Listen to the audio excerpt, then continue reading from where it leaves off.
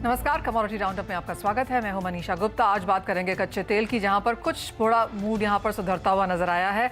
कल की गिरावट के बाद फिर से आज खरीदारी का हमने रफ्तार पकड़ते हुए देखी, और क्योंकि यूएस का सभी डेटा यहां पर पॉजिटिव आया है, फिर चाहे वो यूएस इन्वेंट्रीज हों जिसमें गिरावट थी, होम सेल्स के नंबर्स में बढ़त देखने को मिली, यहाँ पर जीडीपी नंबर्स भी अच्छे आए हैं, और जो मैन्युफैक्चरिंग या फैक्ट्री ऑर्डर नंबर्स हैं वो भी 5.6%, जो बाजार एक्सपेक्ट नहीं कर रहा था। तो सारे नंबर स्ट्रांग हैं, चीन की मांग अच्छी है, उसका फायदा यहाँ पर कच्चे तेल ने उठाया है। साथ ही बात करेंगे जीरे की, यहाँ पर ऑल टाइम हाइज बनने के बाद लगातार मुनाफा वसूली देखने को मिली है। आज भी गिरावट है और बाजार अब ये अटकलें लगा रहा है कि 25,000 तक के स्तर यहाँ पर बहुत जल्द देखने को मिल पाएंगे। क्या है फंडामेंटल्स, क्या आप वॉच करें, बताएंगे आपको। इसी के साथ साथ हम यहाँ पर बात करेंगे बाजार में सोने चांदी की भी, जहां पर कुछ बहुत गिरावट के साथ अब कारोबार है। कल सोने में $1950 के हाइज बनते हुए नजर आए थे, लेकिन आज मुनाफा वसूली के साथ कारोबार। यूएस का जो स्ट्रांग डेटा है उसका असर बाजार में। हमारे साथ जुड़े हैं कुंवरजी ग्रुप के रवि देओरा और एमिरेट्स एनबीडी के डायरेक्टर धर्मेश भाटिया। ब्रेक के बाद हम जीरे पर बात करेंगे। हमारे साथ होंगे ऊंझा एपीएमसी के वाइस चेयरमैन अरविंद पटेल। शुरुआत यहाँ पर कच्चे तेल के साथ ही कर लेते हैं, क्योंकि उठापटक यहाँ पर काफी ज्यादा है। धर्मेश, कैसे देखते हैं करंट प्राइसेस? काफी हद तक 82, 88, 89 के बीच में अब यहाँ पर प्राइसेस अटकते हुए नजर आए हैं। डेफिनेटली मनीषा, अगर आप कच्चे तेल की बात करें तो कच्चे तेल में जो दायरा है WTI का 80 से $82 के इर्द गिर्द सस्टेन हो रहा है। मैं एक्सपेक्ट करता हूँ कि इसकी जो तेजी होगी वो नेक्स्ट वीक आने की गुंजाइश काफी हाई है, जब चाइना रीओपन होगा। आज तो काफी सारे मार्केट सुस्त ट्रेड कर रहे हैं और वॉल्यूम भी काफी ड्राई हो चुका है।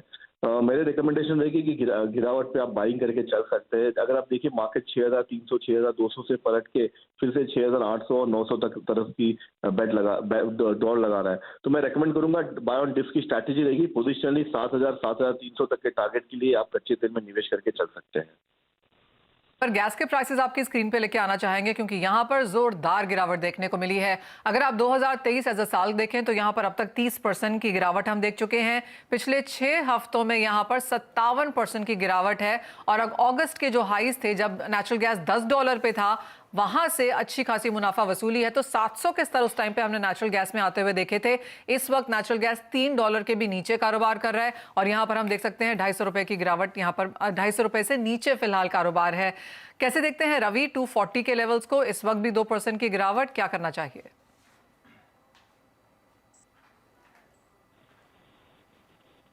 रवि, क्या राय है गैस में? हाँ, बेसिकली नेचुरल गैस में मुझे लग रहा है कि ये जो गिरावट है वो पर्टिकुलर थोड़ी एक्सटेंड हो सकते हैं, क्योंकि उसका बेसिक रीजन क्या है कि अभी जो यूरोप का इन्वेंट्री लेवल्स है और जिस हिसाब से अभी एंड ऑफ सीजनलिटी के करीब हम पहुंचे, तो मुझे नहीं लग रहा कोई सिग्निफिकेंट अपसाइड वहां पे ड्यू है। हालांकि इतना बड़ा गिरावट है तो मुझे लग रहा है कि वहां पे सेल ऑन राइज का स्ट्रेटेजी रख के चलना चाहिए। ये गिरावट और आगे एक्सटेंड हो सकती है। लास्ट वीक पे हमने इंडिकेट किया था, और धर्मेश ने भी इसको इंडिकेट 240 के टारगेट के लिए किया था जब प्राइसेस 280 के करीब चल रहे थे। मुझे लग रहा है कि अभी और ये गिरावट यहाँ से आगे और बढ़ सकते हैं। मुझे लग रहा है 250 252 के करीब एक बार बेच के चलना चाहे।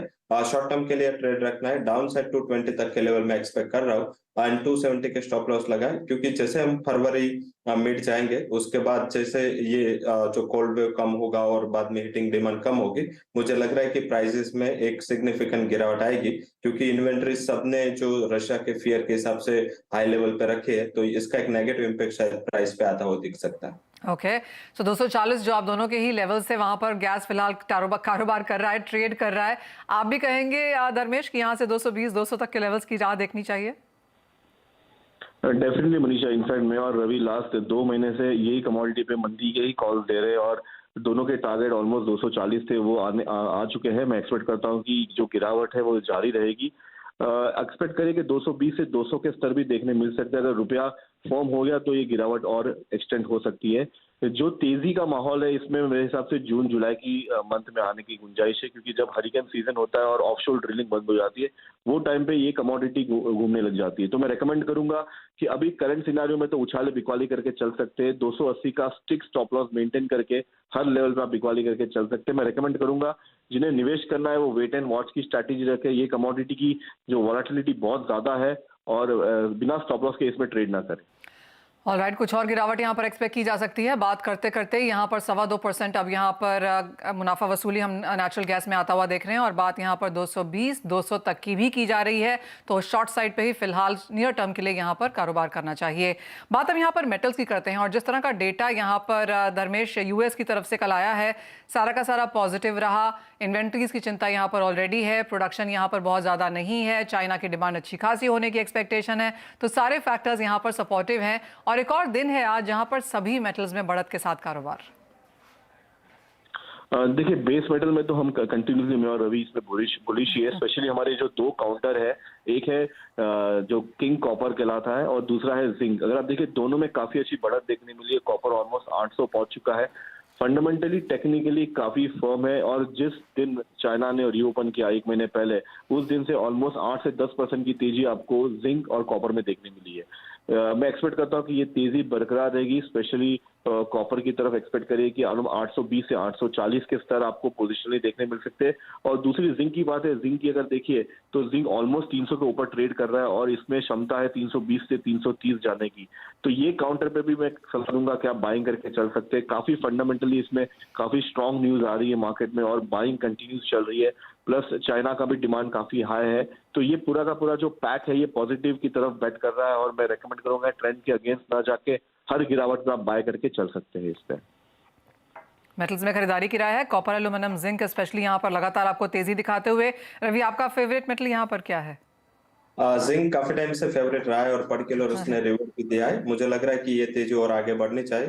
320 तक के लेवल शॉर्ट टर्म में आपको देखने को मिल सकते हैं। जब तक 296 के level down side closing basis पे ब्रेक ना हो, आप बाइंग पोजीशन में बने रह सकते हैं। अगर आपको ट्रेडिंग स्ट्रेटेजी आज के लिए चाहिए तो 2302 के करीब बाय करें। 300 के नीचे कोई स्टॉप लॉस लगा सकते हैं। अपर साइड मुझे लग रहा है कि 308 तक के लेवल दिखने चाहिए और मेरे हिसाब से जैसे ही नेक्स्ट वीक चाइना ओपन होगा एंड मंडे ऑनवर्ड्स उसके क्यूज आने लगेंगे and next week data driven है। काफी बिजी वीक है। जितना ही ये वीक लाइट था इतना ही data heavy week next week है। तो मुझे लग रहा है कि थोड़ी वोलेटिलिटी रहेगी। हालांकि ट्रेंड जहां पॉजिटिव है वो कॉपर पे है। 780 के लेवल के करीब बाय करें।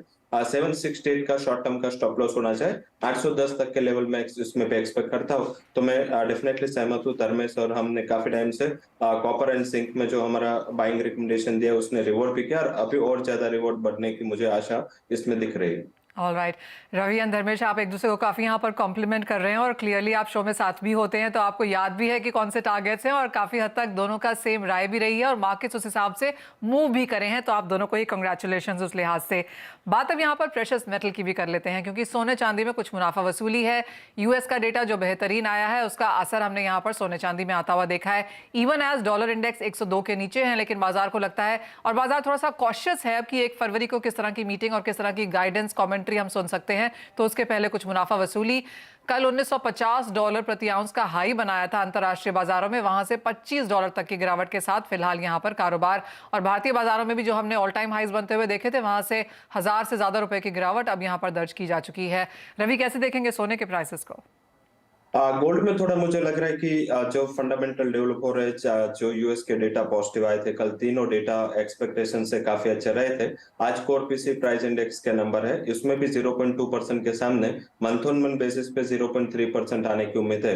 अगर ये डेटा 0.3 या उसके ऊपर आता है तो थोड़ा प्रोबेबिलिटी जो 25 बेसिस पॉइंट की अभी मार्केट जो अभी कॉमनली मान के चल रहा है जो फर्स्ट को ये डिसीजन आएगा, इसमें थोड़ा बहुत ऐसा डाइवर्जन 50 बेसिस पॉइंट पे जाएगा। हालांकि ये अभी उम्मीद नहीं करनी चाहिए कि 50 बेसिस के कंफर्म फैक्टर हुए, बट अभी जो फेड का मेजर फेड देख रहा है वो सीपीआई इन्फ्लेशन के अलावा कोर पीसी प्राइस इंडेक्स भी देख रहा है। तो मुझे लग रहा है ये डेटा काफी इंपॉर्टेंट हो गए तो थोड़ा रेस्टिव मूव बना रहेगा। सेल ऑन राइज का स्ट्रेटेजी वहां पे रखना है। डॉलर इंडेक्स में मैं मान रहा हूँ कि 102-102.20 तक के लेवल दिखने चाहिए। तो ये आप अभी 56,800 के करीब प्राइसेस चल रहे हैं, इसको बेच के चले 56,920 के स्टॉप लॉस के साथ। डाउन साइड एक लिमिटेड मुझे टारगेट 56,520 तक दिख रहा है। धर्मेश, आप भी सोने चांदी में बेचने की राय देंगे अभी? डेफिनेटली मुझे भी लगता है कि यहाँ पे मंदी के आने की गुंजाइश काफी हाई है। Market almost life time high के इर्द गिर्द सस्टेन हो रहा है। अगर आप फिजिकल मार्केट देखें तो फिजिकल मार्केट में आज के तारीख में ऑलमोस्ट $15 डिस्काउंट में प्राइस चल रहा है। तो ये काफी बड़ा स्प्रेड है और मैं एक्सपेक्ट करता हूँ कि ये स्प्रेड की जो स्प्रेड है वो कम हो जाएगा और डेफिनेटली फ्यूचर्स मार्केट में आपको प्रेशर देखने मिल सकता है। तो यहाँ से बिकवाली की सलाह रहेगी मेरी, मैं एक्सपेक्ट करता हूँ कि एटलीस्ट $1900 के इर्द गिर्द मार्केट एक बार सस्टेन होना चाहिए और डोमेस्टिक मार्केट की बात करें तो ₹500 की गिरावट आपको करंट लेवल से देखने मिल सकती है। तो दोनों में मेरी फिजिकल में और पोजिशनली भी मुझे मंदी की सलाह रहेगी मेरी। धर्मेश, डॉलर इंडेक्स को आप कैसे देखते हैं और सामने रुपए की रिएक्शन कैसी रह सकती है? देखिए, रुपए की बात करें तो रुपया डेफिनेटली अपने स्थिरता पे टिका हुआ है, 80 के ऊपर कंटिन्यूस होल्ड कर रहा है। बट अगर आप डॉलर इंडेक्स की बात करें तो डॉलर इंडेक्स ने काफी अच्छा गोता लगा है, ऑलमोस्ट 112 से ऑलमोस्ट 100 के इर्द गिर्द आके सस्टेन हो रहा है। मैं एक्सपेक्ट करता हूँ कि ये कंटिन्यू होल्ड हो सकता है अगर रेट में जो रेट है अगर 50 बेसिस पॉइंट बढ़ा रहे, अगर 25 बेसिस पॉइंट बढ़ाने की जो गुंजाइश है 97%, अगर ये होता है तो डेफिनेटली 100 के लेवल्स भी ब्रेक होते हुए देख सकते हैं आप डॉलर इंडेक्स में। तो मेरी रेकमेंड रहेगी वेट एंड वॉच की डॉलर इंडेक्स में। अगर 100 ब्रेक करता है तो यहाँ से 3 से 4% की गिरावट आने की गुंजाइश काफी हाई है और मार्केट यहाँ पे टिका रहेगा, स्लो रहेगा काफी। ऑलराइट, तो ये तो स्ट्रैटेजीज हुई नॉन एग्रो स्पेस की। इसी के साथ एक ब्रेक के लिए भी रुकेंगे। धर्मेश, बहुत शुक्रिया साथ जुड़ने के लिए। लौटेंगे तो बात यहाँ पर एग्री कमोडिटीज की करेंगे, जहाँ पर गुआर करीबन 3 महीने के लोज पर है, जीरे में लगातार मुनाफा वसूली है। कैसे करें, कहाँ पर कारोबार, बताएंगे आपको।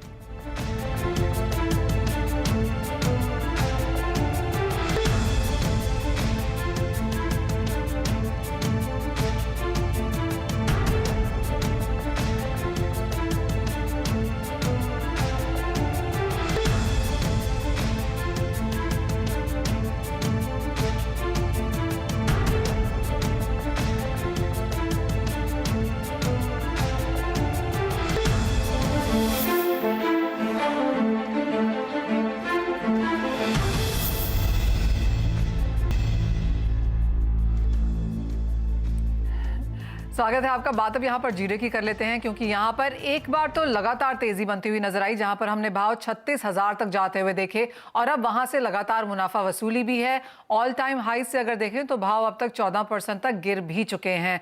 हमारे साथ बात करने के लिए यहाँ पर ऊंझा एपीएमसी के वाइस चेयरमैन अरविंद पटेल हैं। अरविंद जी नमस्कार। एक तरफा तेजी के बाद अब मुनाफा वसूली भी एक तरफा ही देखने को मिली है। किस तरह की आवक है, कैसी डिमांड है, कहाँ पर आपको लगता है भाव जाके स्थिर होंगे? नमस्कार मैम जी।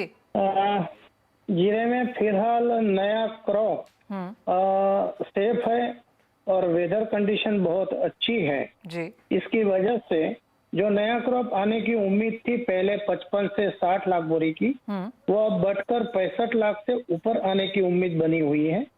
जबकि पुराना स्टॉक जो 5 से 10 लाख बोरी कैरी फॉरवर्ड होने की उम्मीद है जी। इस हिसाब से जो नया क्रॉप शॉर्ट सॉइल हुआ था, इस अंदाज पर जो तेजी हुई थी और पुराना स्टॉक जो पिछले कई सालों से मिनिमाइज था, इस सब्जेक्ट के फॉलो करते हुए मार्केट में जो उछाल आया, तेजी हुई, अब वो जनवरी महीने में अपेक्षित डिमांड नहीं रहती है जीरे में, क्योंकि फरवरी 15 के बाद इसमें सीजन स्टार्ट होती है जो मई 15-30 तक चलती है।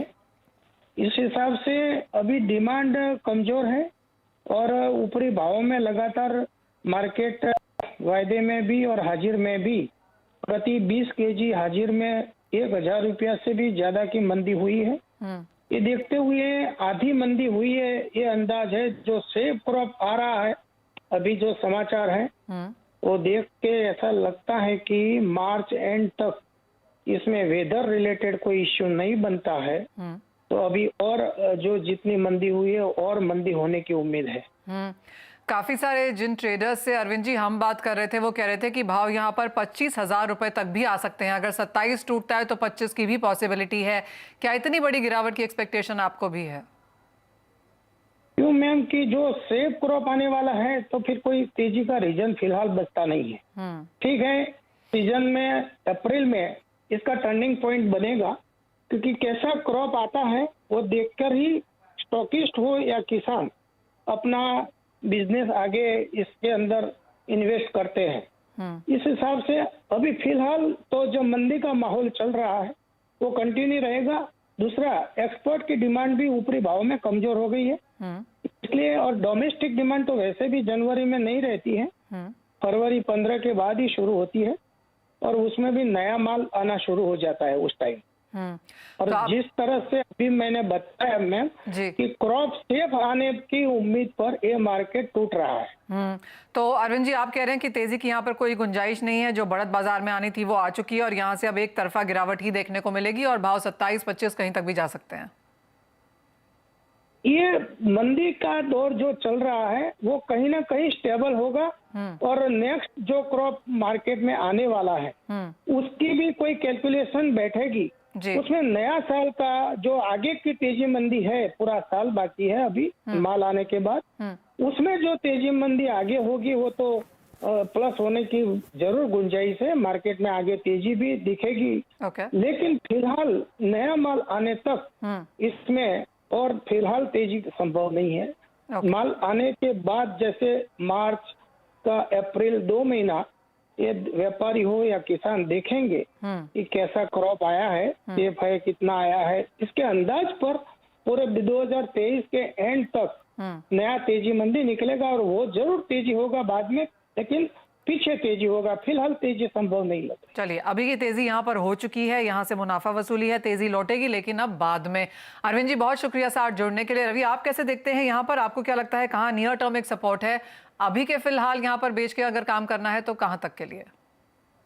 जरूर से 35-36 पे हमने हाईलाइट किया था कि रिस्क रिवॉर्ड फेवरेबल नहीं, क्योंकि एक कोई कमोडिटी वन साइडेड जाते हैं तो उसमें क्या है कि प्रॉफिट बुकिंग आता है और हाई लेवल से दबाव भी आता है, और वेदर भी काफी सपोर्ट कर गया, क्योंकि जो अभी वेदर है वो क्रॉप के लिए काफी फेवरेबल है। और फॉर्चुनेटली अभी तक कोई भी अनसीजनल रेन आया नहीं है गुजरात या राजस्थान के जो सोइंग एरियाज है, तो आई थिंक एक फेवरेबल सिचुएशन है इन टर्म्स ऑफ सप्लाई, क्योंकि जीरा ऑलवेज डिमांड से ज्यादा सप्लाई के फंडामेंटल पे ज्यादा रिएक्ट करता है। तो मुझे लग रहा है कि ये थोड़ा बहुत प्रेशर यहाँ पे और देख सकता है। 30,000 तक मुझे लग रहा है कि प्राइसेस में ऑल ओवर आपको शॉर्ट टर्म में दिखने चाहिए।